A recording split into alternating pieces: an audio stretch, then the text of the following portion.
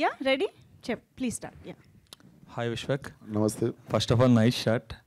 అందరూ ఏంటంటే సినిమా థీమ్కి మ్యాచ్ అవ్వాలని బ్లాక్ అండ్ గ్రేలో వచ్చారా వితౌట్ ఎనీ కలర్? అస్సలు ఏం ప్లాన్ చేసుకోలేదు. మోస్ట్ అసలు ఇట్లాంటి ప్రిపరేషన్ లేముండవు. ఈయనను చూస్తుంటే మంచిగా అనిపిస్తుంది. ఈయన నేను చూసిందల్లా ఎప్పుడు ఇంత సిమెంట్ ఎట్లా పడిపోయి కొంచెం ఇంత చినిగిపోయి ఆ సెట్లో ఉన్న స్నో కొంచెం ఇరికిపోయి ఆ ఉప్పీడి ఇరికిపోయి మొత్తం ఈ మధ్య చూస్తున్నా జర స్మార్ట్గా ఉన్నాడు. ఆ సెట్ మీరు చూస్తే ఆ మేకింగ్ వీడియోలో కూడా అదేంది రంపం పట్టుకుని ఏదో పని చేస్తుంటాడు. ఆ మూలక మీరు 2-3 వీడియోలలో చూడవచ్చు. ఆడ బ్యాక్గ్రౌండ్ ఉంటాడు. అండ్ సెట్ వేస్తుండే ఒక 20 రోజులు. 20 days తర్వాత ఫైనల్లీ నేను పోయినా, నాకు షూటింగ్ ఉందనుకుని నేను రెడీ అయ్యేగానికి నాకు ఒక 2 గంటలు పడుతుంది. రెడీ అయిపోతే కూడా లాస్ట్ 10 నిమిషాలు నువ్వు ఆడేదో లప్పం పెట్టి ఏదో పని చేస్తుంటాడు. ఆడ ఇంకా వచ్చి లాస్ట్కి అట్లనే నిల్చొని కెమెరా కాడ యాక్షన్ చెప్తుంటాడు. లైక్ ఇంకా పోగదు ఇంటికి. ఈయన ఇంటికి పోతే నాకు సంతోషం అనిపించేది అప్పుడప్పుడు. బాగా కష్టపడ్డాడు. అందరికంటే ఎక్కువ కష్టపడ్డది అయితే విద్య అనే సినిమాకి. I think it's been 8-9 years he's with one story, one narration స్టబన్గా పట్టుకొని అసలు he never lost his thing to his film. అంటే 2008లో మీరు సినిమా స్టార్ట్ చేసినప్పుడు మీకున్న మార్కెట్కి రైట్ నో ఇప్పుడు మీకున్న మార్కెట్కి స్టార్డమ్కి చాలా డిఫరెన్స్ ఉంది బేసికల్గా. సో అప్పుడు ఎప్రూవ్ చేసిన ఈ కంటెంట్ స్టేల్ అయ్యే ఛాన్స్ కూడా ఉంటుంది ఒక్కొక్కసారి. సో ఫైనల్ కాపీ చూసుకున్నప్పుడు did it meet those expectations, market expectations? Sir కొన్ని ఉంటాయి సార్, స్టేల్ అయ్యే వచ్చే కథలు ఉంటాయి, కొన్ని ఉంటాయి అది దాన్ని ఇంకొక 20 సంవత్సరాలైనా నాకు తెలిసి జానర్లో సినిమా వస్తుందో రాదో అన్నట్టు అనిపిస్తుంది. సో ఈ స్టేల్ అయ్యే సబ్జెక్ట్ కాదు, it's definitely larger than life. And larger than life అని కూడా చెప్పలేను. స్టేల్ అయితే కాదు సార్. డెఫినెట్లీ నేను ఏషియన్ స్కెచ్ ఇప్పుడు రిలీజ్ అవుతుందని వీళ్ళకి కథ ఒప్పుకున్నప్పుడే నాకు తెలిసింది 4-5 సంవత్సరాల తర్వాత రిలీజ్ అవుతుంది. మనం కూడా ఒక్కొక్క సినిమా వేసుకుంటాం, మెల్ల మార్కెట్ పెంచుకుంటూ పోదాం. అండ్ కరెక్ట్ సాలిడ్గా ఉన్న టైంకి ఈ సినిమా ల్యాండ్ అవుతుంది అనుకున్నా, అదే జరిగింది. ప్లానే ఇది ఉండే. All the best Vidyadhar. అంటే ఈ కైండ్ ఆఫ్ ఇప్పుడు మైథలాజికల్ టచ్ లేకపోతే రిలీజియస్ టచ్ ఉన్న సినిమాలు ఈ మధ్యన బాగా వస్తున్నాయి. సాఫ్రాన్ టచ్ ఉన్న సినిమాలు బాగా ఆడుతున్నాయి కూడా. కొన్ని కంటెంట్ బాగాలేపోయినా ఆడేస్తున్నాయి కొన్ని. అయితే ఈ టైంలో అఘోరా అంటే శివుడు ఇదంతా కూడా దీంట్లో అంటే ఇస్ దేర్ ఎనీ రిలీజియస్ టచ్చా లేకపోతే are you exploring some science kind of psychological phenomena or what? We approached it like a human story అండి. కాన్షియస్ రిలీజియస్ ఇన్ఫ్లుయెన్సెస్ అని ఏం లేదు.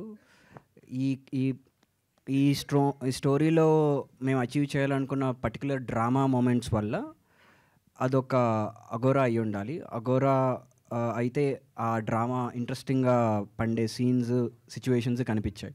సో బేసికలీ అదే ప్రాబ్లం మీరు ఒక సాఫ్ట్వేర్ ఇంజనీర్ కూడా ఇవ్వచ్చు, మేము ఏదైతే కాన్సెప్ట్ చెప్పామో.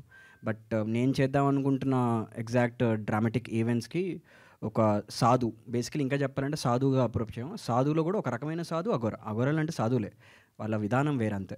So nothing religious, nothing based on the మీరు అడిగిన ఇందాక క్వశ్చన్కి ఆపోజిట్ ట్రెండ్. మీరు ఇందాక market trend again it somehow fit in to the market again. So it's ironic. So అంటే ఇప్పుడు హ్యూమన్ టచ్ ఉండడం అనేది ఒక ఫియర్, లేకపోతే deepest desire is human touch అంటే అది ఏంటది? Is it a biological some deficiency disease kind of stuff or it is just a psychological feeling? Yeah, that is something definitely which will what make you engage for the story about. ప్రస్తుతానికైతే that's what we can say. Why is a problem, how is it going to think అనేది it's what is interesting on the screen. Cool అండి, all the best. Thank you. Producer Karthik Savarish గారు, యాక్చువల్గా crowd funded film అంటే there should be transparency in accounts కదా. So in what budget you made this film? Usually మన విశ్వక్సేన్ వేరే సినిమాల గురించి అడిగితే చెప్పరు, చెప్పకంటున్నారు పక్కన నుంచి. ఇన్వెస్టర్స్కి మాత్రమే సమాధానం చెప్తానండి. That becomes a business information, right? So అంటే that information might help someone who want to do a crowd funding film. ఎంత బడ్జెట్ లో ఏం చేయొచ్చు? Definitely what I said is like in the Vishwak no, that's a right time to tell. And in the Vishwak చెప్తున్నప్పుడు కూడా మాది finances కన్నా time is the biggest investment. then I can strongly say that. Okay, మీరు ఇప్పుడు అంటే when you compare the amount of budgets what we have put into the film versus the amount of time we have put into the film, మీరు value దాని రెండింటిని gauge చేసుకుంటే time ఎక్కువ నాకు more valuable అనిపిస్తుంది నాకు. So that's the biggest advice I can give. Vishwak గారు, and చిన్న కాంటెస్ట్ కూడా పెడదాం, గెస్ ద బడ్జెట్ అని. హాయ్ విశ్వక్ గారు. హాయ్ సార్, నమస్తే సార్. సార్ మీరు ఒక సినిమాకు బదులు ఇంకో సినిమా చూపిస్తున్నారు మాకు. అందరూ అనేటప్పటికి మేము ఒకదాన్ని ఫిక్స్ అయిపోయాం రమణకి. సార్ లంకల రమణకి. సో మరి లంకల రత్న ముస్తాబ్ అవుతుంది, ఇంకా ఇంకొంచెం మంచిగా ముస్తాబ్ చేసి వదులుదామని. సో ఆ గ్యాప్ని ఫిల్ చేయడం కోసం ఈ సినిమాని కావాలని తెచ్చారా ఈ టైం డేట్కి, లేదు అంటే ఇది ఆల్రెడీ ఫిల్ అయి ఉందని? నాకు 3 days బ్యాక్ ఫోన్ చేసి సినిమా రెడీ ఉంది, నువ్వు వస్తలేవు అంటే ఇది వేద్దామని అడిగిండు ఆయన. రైట్ అన్న, నేను పెద్ద పగడవంది ప్లాన్ వేసి ఏదో ఒకటి ఇచ్చేద్దామని కాదు. సినిమా దీనికి, ఈ సినిమా గురించి ఎప్పుడు తొందరపడలేదు. దీనికి పర్ఫెక్ట్ రెడీ చేసినాకనే వద్దాం అనుకున్నాం. సో ఫిల్మ్ రెడీ ఉంది ఇప్పుడు. సో రెడీ ఉంది అండ్ టైంకి ఆ సినిమా కూడా కొంచెం పుష్ అవుతుంది అండ్ ఐడియా అయింది. అండ్ శివరాత్రి ఐ థింక్ సినిమాకి ఒక ఎనర్జీ ఉంటుంది, మనం తీస్తున్న రోజులు దానికి ఒక ఎనర్జీ ఫామ్ అవుతుంది. ఐ థింక్ సినిమా దానంతలో అది శివరాత్రి రోజు ల్యాండ్ అవుతుంది, దానిపైన చేయించుకుంటుంది అనుకుంటాను నాకు తెలిసి. సార్ ఇంకొక క్వశ్చన్, కమర్షియాలిటీని వర్కౌట్ చేస్తే 2018లో ఒప్పుకున్నారు కదా, అప్పటికి 5 yearsకి మీ మార్కెట్ చాలా పెరిగింది ఇప్పుడు కాల్ చేస్తే. సో దాని నుంచి మీరు రీవర్క్ అయినా చేశారా ఇప్పుడు, లేదు అంటే ఎలా? లేదు సార్, అప్పుడే ఏ షాటు ఏదో పెద్దగా అయిపోయినాము, లేకపోతే సినిమా తర్వాత సినిమా వచ్చిందని ఒక్క షాట్ కూడా మేము రీషూట్ చేయలేదు. ఇది మేము తీసుకుంటా వచ్చింది. కాకపోతే మేము ఒకసారేమో స్నోఫాల్ కోసం ఆగాల్సి వచ్చింది, ఒకసారేమో సంవత్సరం కుంభమేళ వచ్చేదాకా ఆగాల్సి వచ్చింది, ఒకసారేమో మండు టెండల్ ఒక ఊర్లో కావాలి నాకు, దానికోసం ఆ టైం పట్టింది. ఇంకోసారేమో ఒక 4 months ఉత్తి సెట్ వేసిండు, ఇక్కడ ఫ్లోర్స్ ఎక్స్పెన్సివ్ పడతాయి అని చెప్పి అప్పుడు కోంపల్లిలో పెద్ద షెడ్ తీసుకొని అక్కడ రాక్ సాల్ట్తో హిమాలయన్ సెట్స్ కొన్ని వేసేసారు.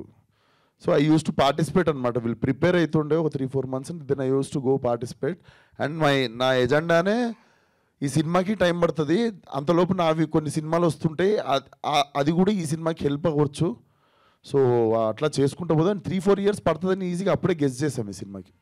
మీ హార్డ్ వర్క్ కూడా తెలుస్తుంది. సో అప్పటికి ఇప్పటికి కొన్ని మీ యొక్క రెమ్యునరేషన్స్ కూడా ఏమన్నా పెంచుకున్నారా ఈ సినిమాకి?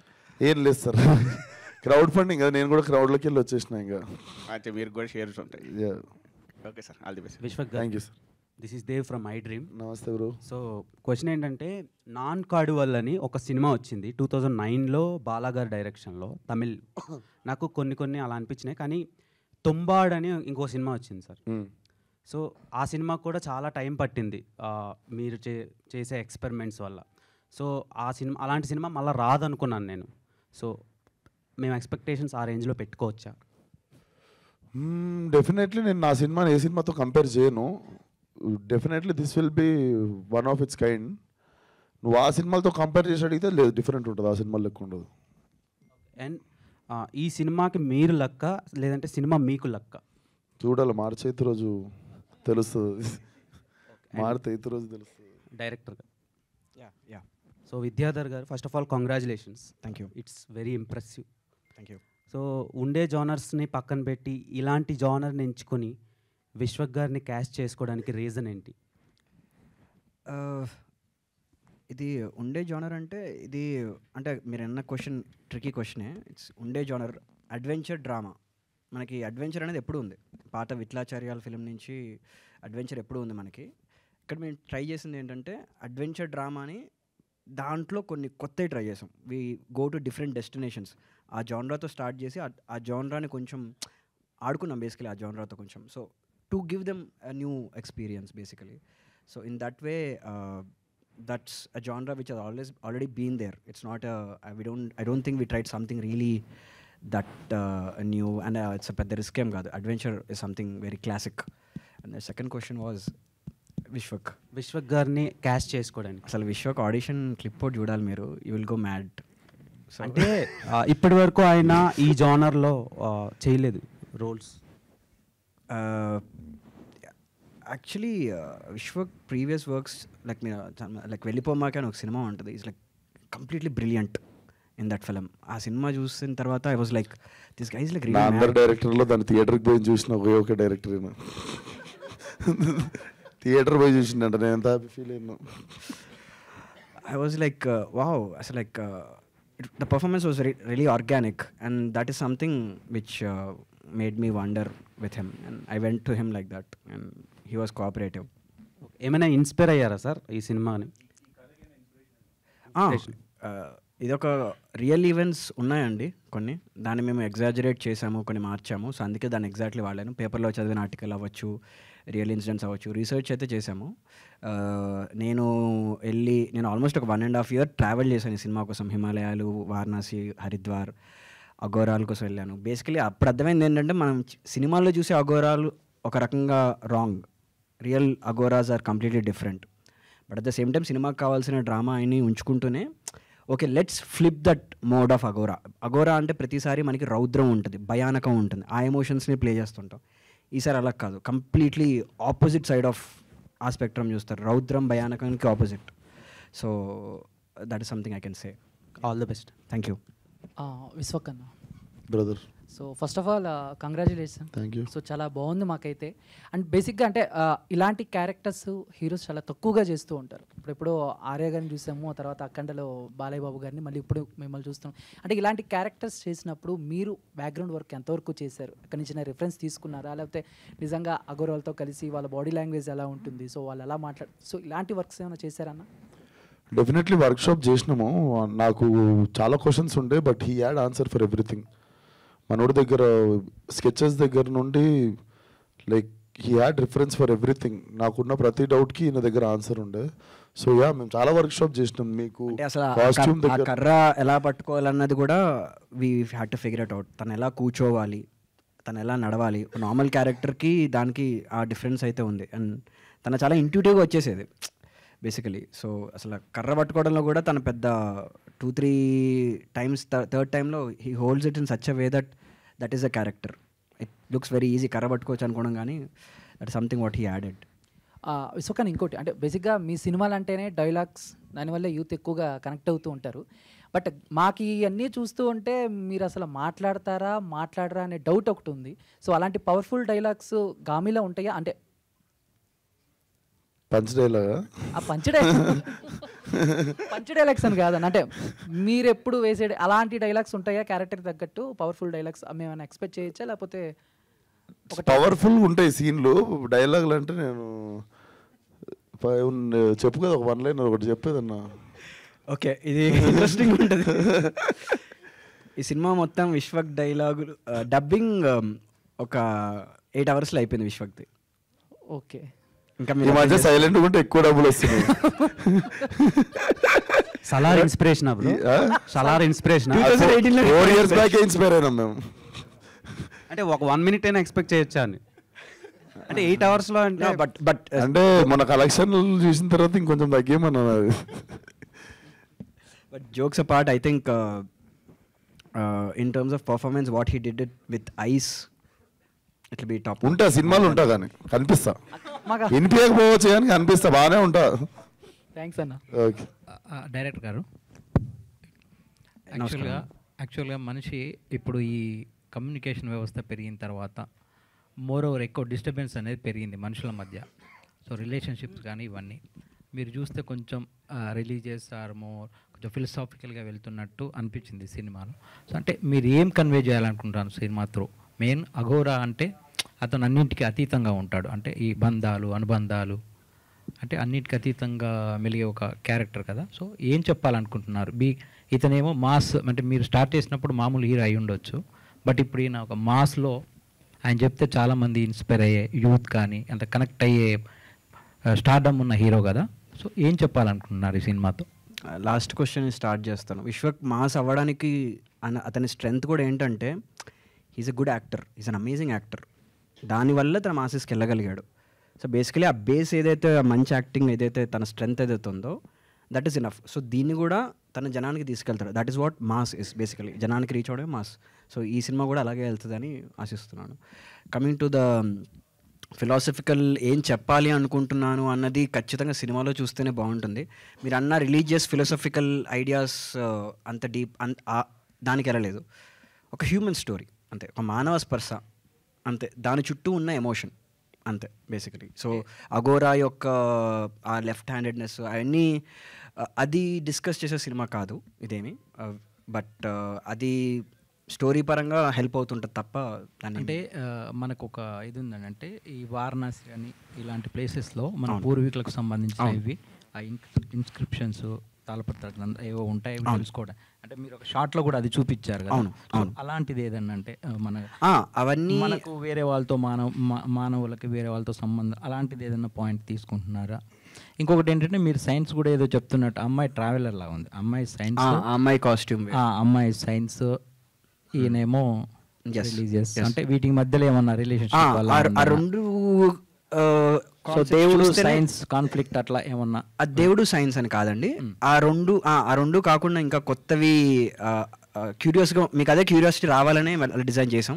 సినిమాలో కూడా అలాగే ఉంటుంది, అది సినిమాలో చూస్తేనే బాగుంటుంది. మీరు చూసిన ఆ సైన్స్ అవన్నీ కావచ్చు, ఈ రిలీజియస్ థింగ్ కావచ్చు. అదే సైన్స్ రిలీజియన్ అనడం కన్నా మీరు ఇంకా వేరే సెటప్స్ వరల్డ్స్ లాగా ట్రీట్ చేస్తే వాటి డ్రామాటిక్ పాసిబిలిటీస్ కోసం వాటిని వాడడం జరిగింది. So nothing science or religion అలాగేం లేదు. విద్యాధర్ గారు హాయ్. హాయ్, నమస్కారం. ఇంతకుముందు మీరు మాట అన్నారు, విశ్వక్సేన్ గారు ఈ కథ ఎలా ఒప్పుకున్నారో నాకు ఇప్పటికీ అర్థం కావట్లేదు. సో ఏ ఉద్దేశంతో అన్నారండి అది ఫస్ట్? అంటే ఆయన కథల విషయంలో బాగా స్ట్రిక్ట్ అని ప్రాజెక్ట్ సెలెక్ట్ చేసుకోవడం విషయంలో? లేదు, అంటే నేను ఇట్ వాజ్ ఎ సర్కాజం.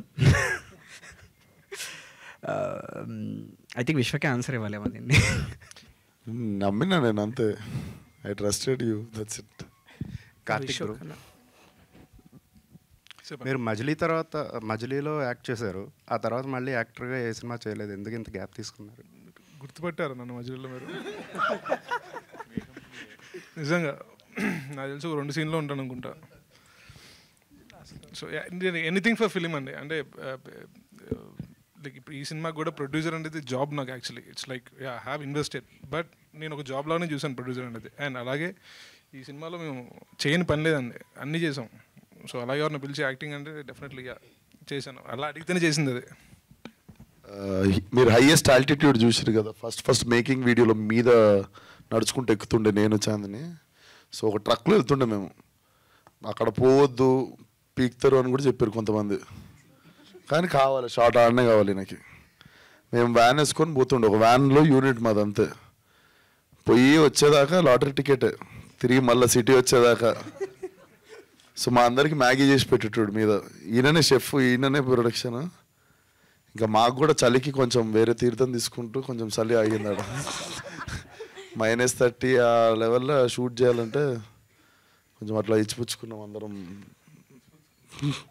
అంటే హెల్ప్ చేసుకున్నాం. మాకేం అంటే మాకు ప్రొడక్షన్ అవన్నీ మా ప్రాణాలే ఆల్రెడీ పెట్టేసినాము తాగట్లా. ఇప్పుడు ఇంకో 10 మందిని తీసుకొని మాకు వంట చేయడానికే వాళ్ళని ఎందుకు ఆగం చేయడం అని చెప్పి తీసుకోలే వాళ్ళని. బట్ అట్లుండేది. మళ్ళీ ట్రక్ ఆగిపోయేది, మళ్ళీ టైర్, అంటే జీవితం రోజు గాల్లోనే ఉండేది. సో అట్లా. విశ్వకన్న ఈ సినిమా నుండి సార్, ఈ సినిమా నుండి ఏం నేర్చుకున్నా సార్?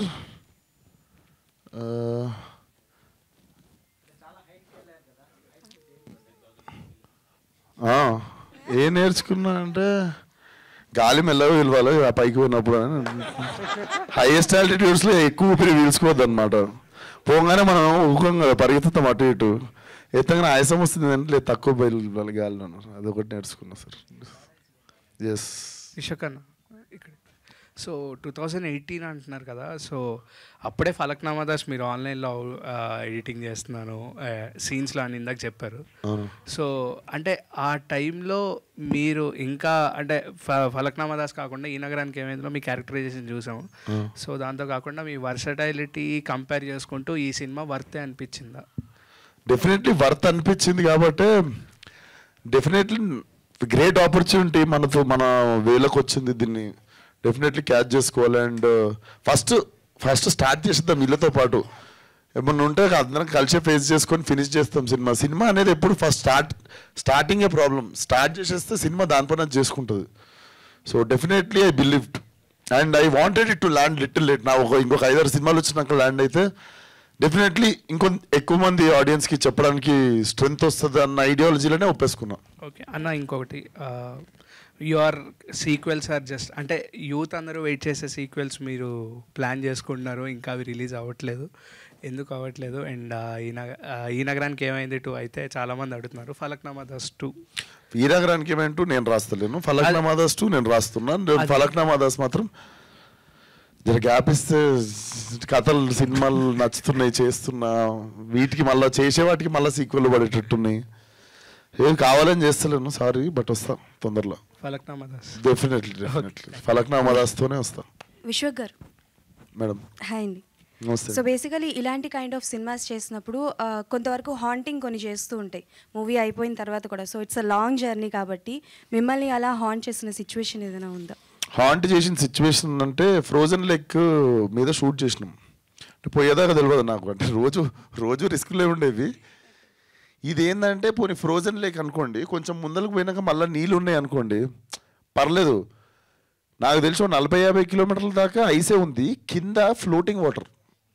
అంటే సర్రని ఫాస్ట్గా ఏదన్నా పడితే కొట్టుకోవడమే, అంత ఫాస్ట్గా వాటర్ వెళ్తున్న దాని మీద ఫ్రోజన్ లేక్ ఇది.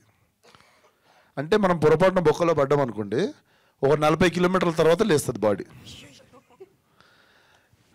ఏంది ఇది పరిస్థితి, ఇక్కడ షూటింగ్ పెట్టినా ఏందని అడిగినా, ఏం కాదని దుంకి చూపిస్తుండే అక్కడ. ఏం కాదని దుంకి, నీ పర్సనాలిటీ చూడు, నా పర్సనాలిటీ చూడు, నువ్వు దుంకి చూపిస్తున్నావు చూడు, ఏమన్నా న్యాయంగా ఉందా నీకు, వెళ్ళిపోవద్దు అవుతుంది. కాకపోతే టీప్ స్పిరిట్ చంపేసిన వాళ్ళం అయితే మనం. సరే ఈరోజు ఏదైతే అది అయిందని చెప్పి సాయంత్రం దాకా ప్రాణాలు గుప్పెట్లో పెట్టుకొని ఫినిష్ చేసేసినాం. నా సీన్ అయిపోగానే నేను పరుగు, లాస్ట్ షాట్ అమ్మాయిది ఉంది చాందనిది, ఆ అమ్మాయి షాట్ వీళ్ళు తీసుకుంటారు యూనిట్. నేను అక్కడ మీదకి ఎక్కి నా వ్యాన్ కాడికి పోయి చూస్తున్నా, జల్దీ వచ్చేయండి బాబు అన్నట్టు. ఆమెది కూడా షార్ట్ అయిపోయింది. కరెక్ట్ వీళ్ళు కదులుతున్నప్పుడు టక్ టక్ టక్ అన్నది, అది కెమెరాలో కూడా క్యాప్చర్ అయింది. వెంటనే చాంది నా దగ్గరికి ఎవరు రావద్దు, నా దగ్గరికి ఎవరు రావద్దు అని చెప్పి ఫస్ట్ బ్యాగ్ ఇప్పేసి, మనోడు ఏంది రియలిస్టిక్గా ఉండాలని బ్యాగులో కూడా న్యూస్ పేపర్ దూది ఇలాంటివి కుక్కొచ్చు కదా, రియలిస్టిక్గా ఉండాలి మోస్తున్నట్టు అని బ్యాగ్ నిండా మళ్ళీ బరువు ఆ ఫ్రోజన్ లేక్ మీద. చాలా ఉన్నాయి, నేను చెప్తా అన్ని ఇప్పుడే చెప్తే. సో చాలా హాంటింగ్స్ అన్ని హాంటింగే, రోజు హాంటింగే. సో డైరెక్టర్ గారు బేసికల్గా కొన్ని సీన్స్ చేసినప్పుడు అంటే లైక్ మీరు చెప్పారు కదా రియల్గానే నేను జర్నీ చేశాను అని చెప్పేసి, మీ ఎక్స్పీరియన్స్ ఏంటి, హారర్ ఎక్స్పీరియన్స్ ఏదైనా ఉందా లైక్ అఘోరాస్తో? హారర్ ఏం లేదండి, హారర్ ఏం లేదు. ఇంకా ఆపోజిట్లీ అఘోరాలు చాలా మృదువులు, సాధుత్వాలు అనిపించినాయి యాక్చువల్లీ. ఒక మంచి ఒక అఘోరా గురించి తెలుసుకు మనం, ఇది కూడా రాంగ్ యాక్చువల్లీ. ఎప్పుడు వాళ్ళు నల్లబట్టలు వేసుకుంటారు అది అని, అదొక జీవన విధానం అంతే. నేను చేసిన రీసెర్చ్లో ఒక మనిషి గురించి తెలిసింది, అతను జీన్స్ ప్యాంట్ బాబా అంటారు అతను జీన్స్ ప్యాంట్ వేసుకుంటాడు, కానీ అతను అఘోరా చేసే ప్రతి పని చేస్తాడు తను. So that was insightful rather than haunting వాటికన్నా. డైరెక్టర్ నమస్కారం అండి. ఇలాంటి కథలు జనరల్గా వెబ్ సిరీస్కి తీస్తూ ఉంటారు, బట్ ఏంటంటే మీరు సినిమాగా తెరకెక్కించడానికి రీజన్ ఏంటి? అంటే మీరు విజువల్స్ చూశారు కదండి, like does it look like a web series? మేము స్టార్ట్ చేసినప్పుడు వెబ్ సిరీస్ లేవండి, స్టార్ట్ చేసాం మేము అప్పుడు వెబ్ సిరీస్ రాలే ఇంకా. Hello Vishwak, hi. నమస్తే అండి. చాలా బాగుంది, థ్యాంక్ యూ. అండ్ నా క్వశ్చన్ ఏంటంటే మీలాగే అడుగుతాను.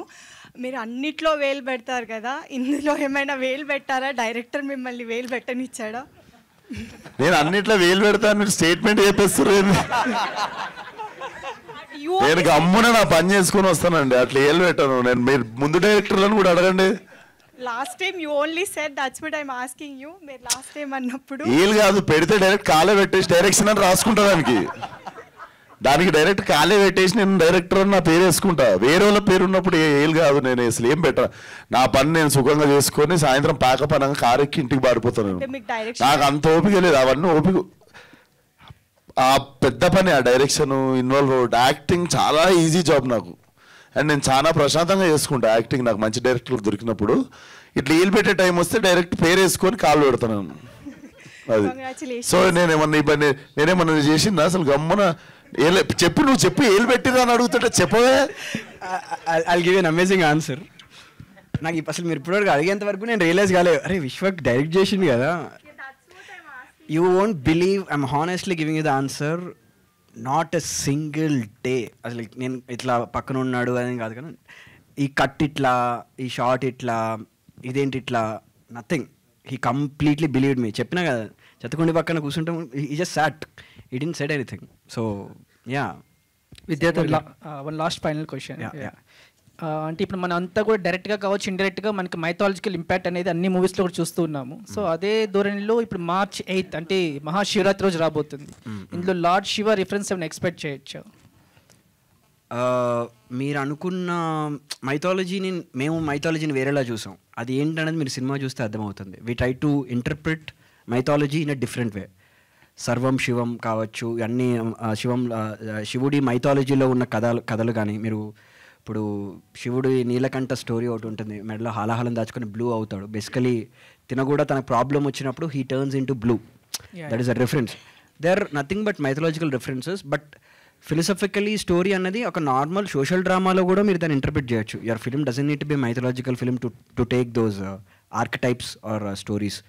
So in that way we took reference, but in a superficial mythological level there is no reference. All the best, sir. Vidyadhar గారు, అంటే శంకర్ గారు లైఫ్ను మాకు చూపించబోతున్నారు అండ్ ఈ ప్రాబ్లం కావాల్సిన సొల్యూషన్ దొరుకుతుందా లేదా అని కూడా చెప్తున్నారు. బట్ దానికన్నా ముందు అసలు శంకర్ లైఫ్లో ఈ biggest fear or deepest desire human touch అనేది ఎందుకు వచ్చింది, లేదా శంకర్ బిఫోర్ లైఫ్ ఏదైనా మేము గామిలో చూడగలం? ఆ క్వశ్చన్ ఆన్సరే సినిమా. అందుకే చూసినాం సినిమా. కాదు, ఇంకా వదిలితే కథ అడిగేలా ఉన్నారు. ఒక్క క్వశ్చన్, బయట కొన్ని రూమర్స్ వెళ్తున్నాయి గ్యాంగ్స్ ఆఫ్ గోదావరి రీషూట్ జరుగుతున్నాయి అని, అది ఎంతవరకు? రీషూట్ కాదు సార్, షూటింగ్ అవుతుంది. రీషూట్ కాదు, షూటింగ్, మిగిలిన షూటింగ్ అవుతుంది. కొత్త గ్యాంగ్స్ యాడ్ అవుతున్నాయి అంటే ఐటమ్ సాంగ్ లో రీప్లేస్మెంట్స్ అయ్యి మళ్ళీ సాంగ్ తీసినా కానీ సినిమా ఏది రీషూట్ చేయలే. సినిమా జబర్దస్త్ ఉంది. దానికి కావాల్సిన ఏమైనా డెకరేషన్ ఉంటే లాస్ట్లో ఇంకేమైనా చిన్న టచింగ్లు అవి ఇవి. నాకు మెయిన్ 2 సినిమాలు ప్యారలల్గా చేస్తున్నప్పుడు whenever I go back to Gangs of Godavari, I have to grow mustache for 25 days. And when I come back to this film, I shave. Malla to go back to Gangs of Godavari 1 month వెళ్ళిపోతుంది. So ఆ తరుణంలో whenever they are planning a shoot కదా, మళ్ళీ ఇప్పుడు నేను mechanic రాక్కి వెళ్ళి ఇటు వచ్చినప్పటికి ఇంకో లాస్ట్ 6 days షూట్ ఉంది. But it's not a reshoot, we're shooting pending ఉన్న షూట్ చేస్తున్నాం అంతే. లాస్ట్ వన్, విశ్వక్ గారు, Cult, Gangs of Godavari and Gaami, ఈ మూడిట్లో బాగా మీరు ఇంటెన్స్ ఫీల్ అయ్యే ప్రాజెక్ట్ ఏంటి? లైలా అని ఒక సినిమా చేస్తున్నాయి 3 కాకుండా. నెక్స్ట్ అది చాలా గుర్తొస్తుంది ఈ మధ్య పండుకునే ముందు. ఎస్, లీక్ చేసుకున్నా నేనే నా నెక్స్ట్ సినిమా పేరు. నేనే లైలా కూడా నేనే సినిమాలో. యా, ఈ 4 ఫిలిమ్స్ ఈ ఇయర్లోనే రిలీజ్ చేస్తారు. ఇంకోటి ఉంది, నెక్స్ట్ ప్రెస్ మీట్లో చెప్తా. Thank you. Yeah, thank you so much. గామికి సంబంధించి రిలీజ్ చేసిన ఇంత కంటెంట్లోనే ఇన్ని క్వశ్చన్స్ వచ్చాయంటే రేపొద్దున ఇంకా చాలా డిస్కషన్ జరగబోతోందని అర్థమవుతుంది. Thank you so much to the media for that wonderful interaction.